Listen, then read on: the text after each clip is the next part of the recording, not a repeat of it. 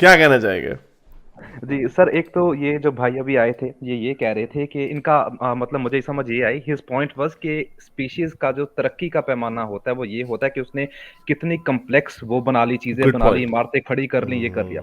लेकिन एक छोटी सी बात जो वो समझ नहीं पाया वो ये था कि स्पीशीज का जो सक्सेस देखना होता है वो उसकी सर्वाइवल से देखा जाता है। कोई स्पीशीज को वो नहीं लेना होता कि मैंने क्या बना लिया क्या नहीं बना लिया, और उस हिसाब से देखा जाए तो humans are not that successful. अभी एक मीटियोराइट आके गिरे, हम सब उड़ जाएंगे, मिलेगा नहीं किसी को कुछ भी जाके।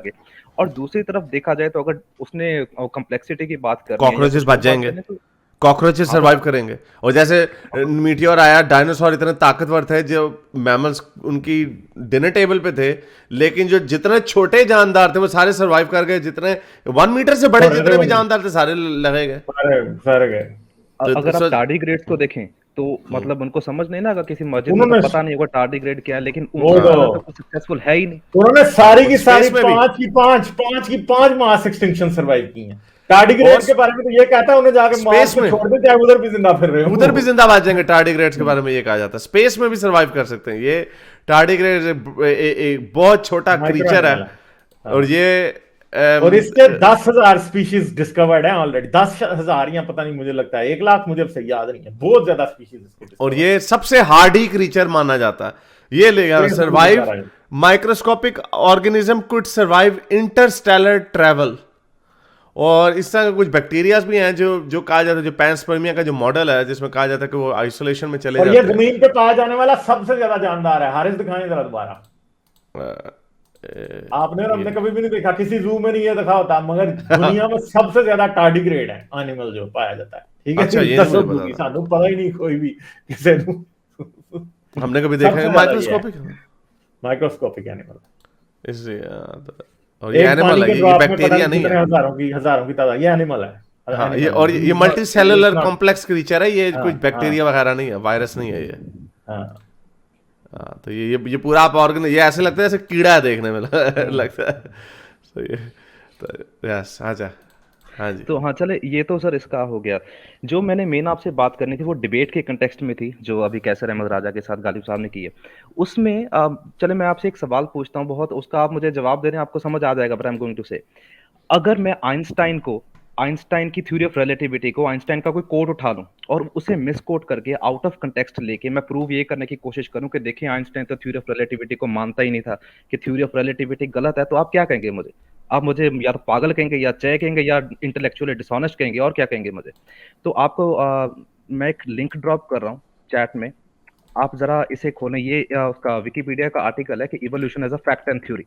एक नाम लिया था कैसर साहब ने, और उसकी स्लाइड स्टीवन भी जे दिखाई गूल्ड का थी। नाम। वो स्टीवन हाँ, गोल्ड स्टीफन का, जे हाँ, गोल्ड। आप जरा ही नीचे आए, बिलीव्स इन यहाँ इट। पे सब हेडिंग में आए, evolution as a fact and theory. तो व्हाट ही हाँ, was trying to say was, वो कहना ये चाह रहे थे कि जो स्टीफन जे गोल्ड है कि वो तो कॉमन डिसेंट में बिलीव ही नहीं करता था। आप जरा गलत वो है पढ़ें, आप पढ़ें ये उनका वो आपने अभी खोला था, वो अभी रीड करें ये कि स्टीफन स्टीवन जे जे गोल्ड ने गोल्ड। एक्चुअली कहा क्या है। Stephen Jay Gould also points out that Darwin continually emphasized the difference between नहीं his नहीं, ये two. वाला नहीं, ये वाला नहीं, ऊपर सब हेडिंग देखें, evolution as fact and theory में। हाँ, ये उसमें है, ये प्रॉपर प्रॉपर कोट है, हाँ, Stephen Jay evolution is Gould writes, evolution is a theory, it is also a fact. और यही मैंने कहा था, कि तो हमने गालिब ने भी पॉइंट आउट कर दिया था कि आप तो उसको मिसकोट कर रहे हैं। अगर कोई होल हो किसी चीज में, उसका मतलब ये नहीं कि वही साइंटिस्ट उसको नहीं मान रहा। यानी ये ऐसे डिटेक्टिव अगर कहे कि मैंने इसमें ये कत्ल के केस में ये एक पहेली है छोटी सी, लेकिन ओवरऑल हमें 100% यकीन है कि कातिल यही बंदा है। एनीवे, एंड तो ये स्टीवन गोल्ड कह रहे हैं, जिसकी स्लाइड उन्होंने दिखाई थी कातिल ऐसा। मतलब ये, हारिस मैं इसे थोड़ा सा एक सेंटेंस में ज्यादा कर दूं। ये कि कातिल का पता नहीं चल रहा है, इसका मतलब ये नहीं होता कि कत्ल नहीं हुआ। सिंपल सी बात है बस। ठीक है, ये तो साइंसदानों को शक होता है कि इधर कातिल कौन है, बस इतनी सी बात होती उसका है। कत्ल उनको पता है कि हुआ। लास्ट सेंटेंस का एंड एंड पढ़े जरा, मेन वो लाइन है जो स्टीफन जे गोल्ड ने एंड में बोला हाँ, तो है। ये इसने कहा समझते हैं, ये वही वाला quote facts are the world's data. Facts जो है वो डेटा है। Theories are structures of ideas that explain and interpret facts.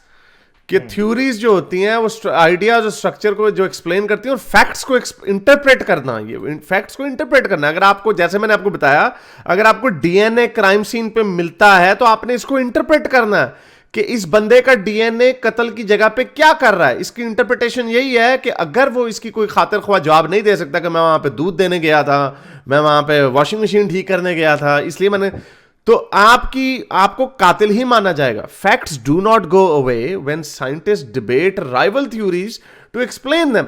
यानी फैक्ट्स तो वहीं पे रहते हैं। ये फैक्ट्स जो क्रोमोसोम्स की फ्यूजन बताई है वो तो वहीं पे ही रहेगी।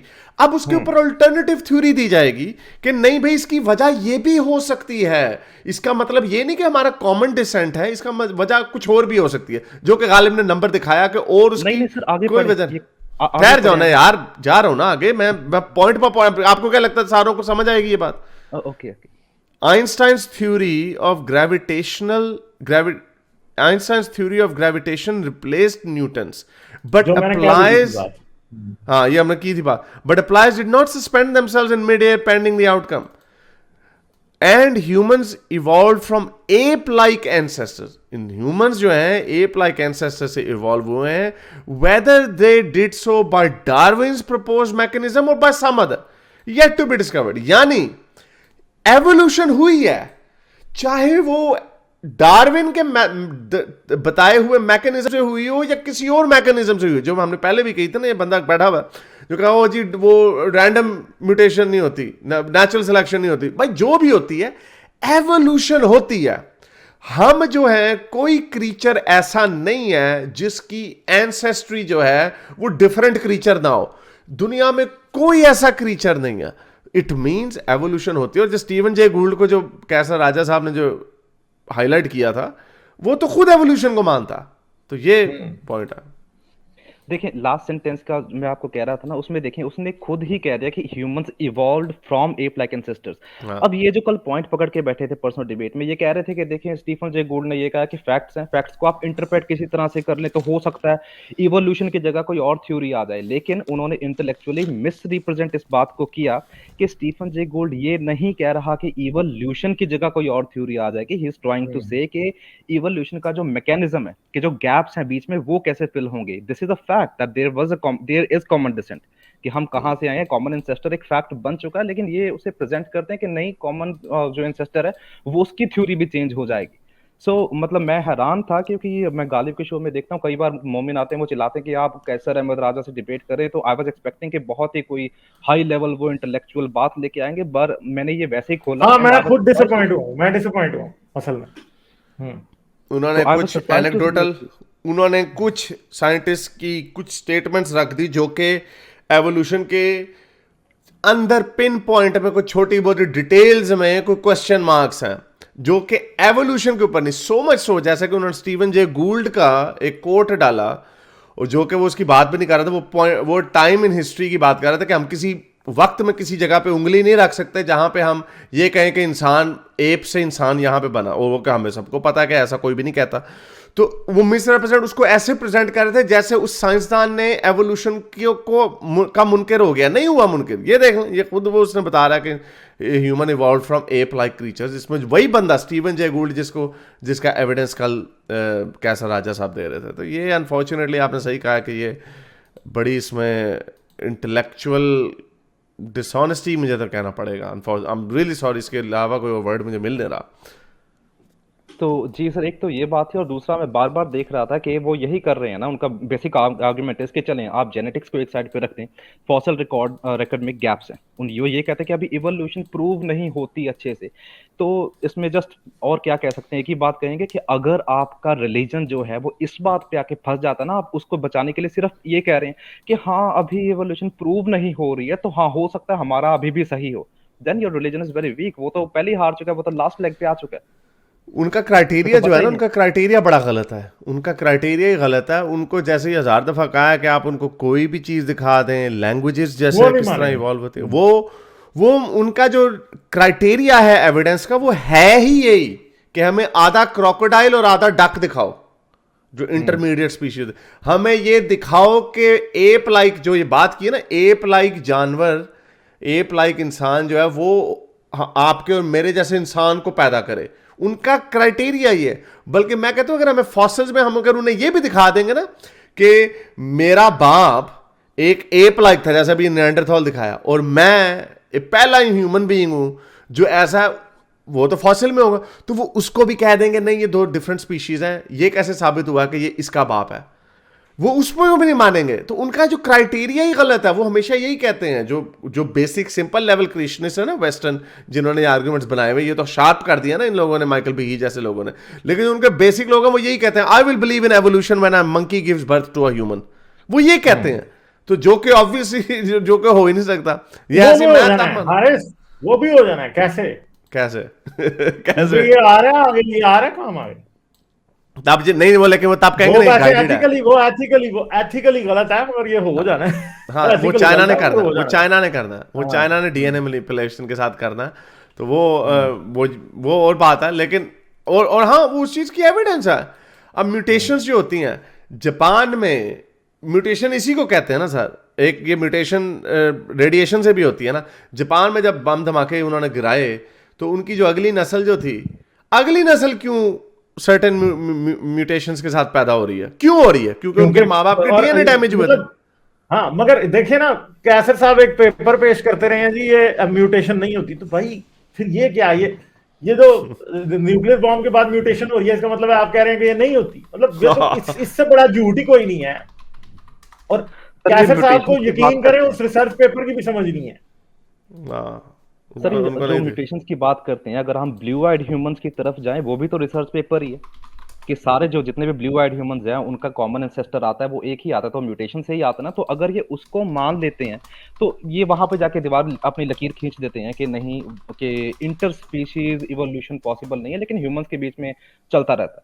तो अगर ये जैसी मैंने पहले भी बताया, अभी ये सब लोग दोबारा सुन लें, मैं म्यूटेशन के ऊपर एक पूरी स्ट्रीम करूंगा साइंस कहानी पे, तो उसको जरूर देखिएगा, आप लोगों को समझ आ जाएगी कि कैसर साहब ने असल में म्यूटेशन क्या होती है और कैसर साहब म्यूटेशन किसको कह रहे हैं, जो कि बिल्कुल ही गलत बात है। कैसर साहब अपनी एक चुनी हुई चीज को ना म्यूटेशन कह रहे हैं, और माइकल बीही ने पूरी किताब लिख दी है डार्विन डिवॉल्व्स, जिसमें वो यही साबित करता रहा कि अब म्यूटेशन नहीं होती है। और उसने जितने एविडेंसेस मैंने बात की थी ना, उसमें से एक की भी बात नहीं। क्यों? क्योंकि उसको पता है वो कर नहीं सकता उसके बाद, वो झूठ बोल रहा है असल में।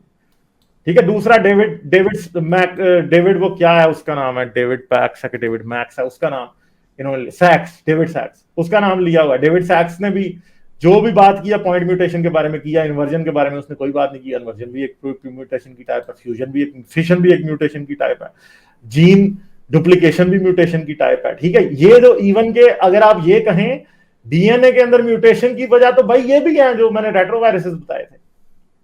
ठीक है। टैंडम रिपीट्स कितनी किस्म की होती हैं, ये सारा कुछ मैं बताऊंगा कि डीएनए में म्यूटेशन कैसे कैसे होती है। उस दिन जाहिर बात है इतना टाइम नहीं था, मैंने ये केस प्रूव करना था कि ह्यूमन एवोल्यूशन हुई है। ठीक है। और वो मैंने प्रूव कर दिया था, वो सारी बात है कि अब दूसरी पार्टी ने थोड़ी मानी। चलें, थैंक यू। मेरे इस नेक काम को जारी रखने के लिए मुझे पेपैल या पेट्रियन पे जरूर सपोर्ट कीजिए, ताकि मैं अपना पैगाम ज्यादा से ज्यादा लोगों तक पहुंचा सकूं।